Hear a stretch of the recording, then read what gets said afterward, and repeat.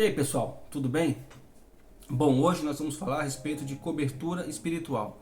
Muitos acreditam que para você fazer um ministério, para você falar a palavra de Deus, para você montar uma igreja, você precisa de uma cobertura espiritual. O que seria uma cobertura espiritual? Algum pastor, algum apóstolo, alguém com mais experiência, alguém com uma carreira de muitos anos na igreja, na palavra de Deus, te abençoasse e fosse para você uma cobertura espiritual. Entenderam? E é sobre isso que nós vamos explanar a nossa conversa no dia de hoje. Mas antes, como sempre, eu gostaria de pedir para que aqueles que não for inscritos se inscrevam no canal para dar aquela força, ajudar, dando aquele like e comentar sobre o que vocês acharam sobre esse assunto.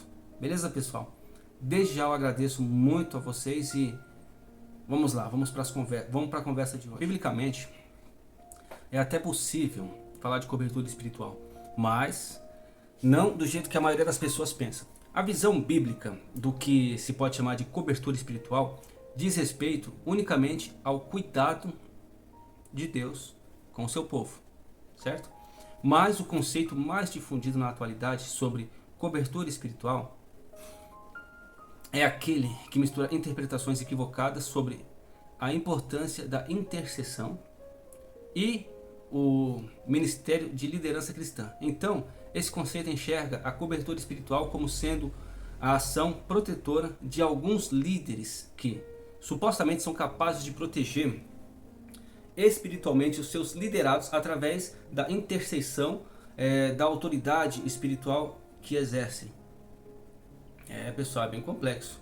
Mas enfim, definitivamente não há base bíblica, não há para defender a ideia de que determinadas pessoas desfrutam de um nível superior de comunhão com o nosso Deus, que lhes concede autoridade e capacidade de prover cobertura espiritual aos seus liderados. Mas é exatamente isso que os adeptos da cobertura espiritual advogam. Eles dizem possuir um tipo de poder restrito aos demais e ter acesso a um conhecimento que os outros não possuem. Então, eles são capazes de proteger, guiar, decidir e até dominar a vida daqueles que estão debaixo de sua cobertura, de sua suposta cobertura espiritual.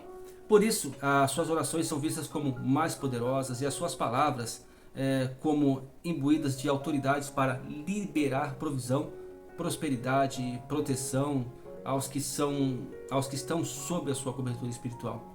Mas, além desse tipo de entendimento ser completamente antibíblico, ele não passa de uma mistura que reúne antigas crenças pagãs, conceitos gnósticos e misticismo moderno.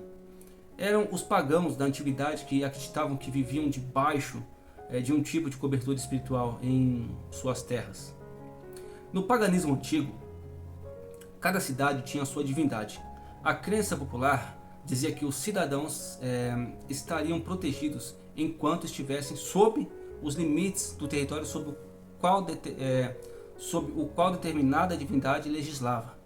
Mais tarde, a heresia do gnosticismo trouxe, entre outras coisas, a ideia de um conhecimento superior acerca dos mistérios divinos que nem todos possuem. Então, muitos líderes evangélicos combinaram fragmentos desses conceitos na concepção de um tipo de poder místico. Acredita nisso? Que chamam de cobertura espiritual. É demais, né? Mas enfim, a expressão cobertura espiritual não existe na Bíblia. Você pode procurar, não tem. Mas, como foi dito, até podemos chamar de cobertura espiritual a ação protetora de Deus ao seu povo. O próprio Senhor Jesus encorajou os seus seguidores a clamar por essa cobertura em suas orações. Na oração do Pai Nosso, os crentes são ensinados a pedir: não nos deixes cair em tentação, mas livra-nos do mal. Amém? Depois, o nosso Senhor Jesus Cristo ainda tratou de esclarecer que essa genuína cobertura espiritual da parte de Deus é sempre eficaz. E ele diz: as minhas ovelhas ouvem a minha voz, e eu as conheço, e elas me seguem. E eu lhes dou a vida eterna, e jamais perecerão, e ninguém as arrebatará das minhas mãos. Aquilo que meu Pai me deu é maior do que tudo, e da mão do Pai ninguém pode arrebatar. Os apóstolos, eles entenderam essa doutrina bíblica e também falaram da cobertura espiritual do Senhor. O apóstolo Paulo, ele escreve aos crentes de Corinto e de Tessalônica, dizendo que Deus é quem mantém o seu povo firme até o fim. Ele é quem protege o cristão do maligno. E aos crentes de Colossos, o mesmo apóstolo diz que a vida do redimido está escondida com Cristo em Deus. Isso sim, pessoal, isto que é cobertura espiritual.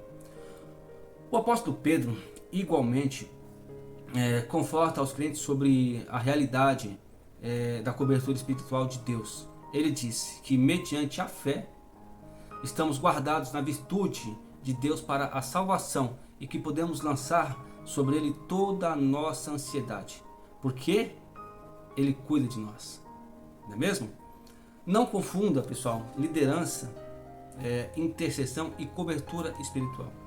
É verdade que Deus designa pessoas para servirem como pastores fiéis de seu rebanho, e essas pessoas devem ser respeitadas pelo ofício que receberam.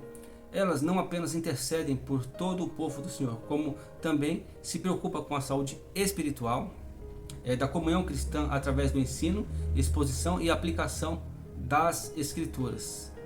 Pois bem, mas essas pessoas não possuem, de fato nenhum, poder de prover cobertura espiritual para ninguém. E suas orações não são mais poderosas do que as orações dos demais crentes. Inclusive, os líderes cristãos também precisam ser salvos, ser alvo das orações de toda a igreja, porque eles são muito perseguidos. O próprio apóstolo Paulo, por exemplo, frequentemente rogava pelas orações dos crentes. A Bíblia diz enfaticamente que devemos orar uns pelos outros. O exercício da intercessão deve caracterizar a vida cristã, mas jamais deve ser confundido com um tipo de prática mística de cobertura espiritual. Certo?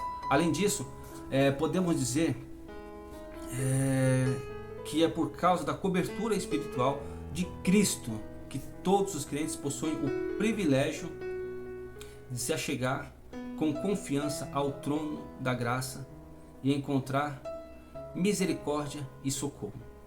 Quando oramos, não estamos cobrindo espiritualmente as pessoas como se estivéssemos estendendo sobre elas um tipo de cobertura mística, mas estamos clamando por aquele que é o único que nos cobre de misericórdia, graça, amor, proteção e provisão. Então, Ele responde às nossas orações de acordo com o propósito, de acordo com o seu propósito eterno e soberano. Resumindo, somos todos iguais perante Deus. Amém, pessoal? Se você gostou, compartilhe com seus amigos, com seus irmãos, com seus vizinhos e deixe o seu like para que o próprio YouTube veja que o vídeo é legal, que é bom, e ele mesmo indique para outras pessoas, que tem muitos que precisam ouvir isso, né? Porque esse papo aí existe e é forte. Amém, pessoal? Fiquem todos com Deus e até o próximo vídeo, se assim o nosso Deus permitir. Um abraço, tchau, tchau.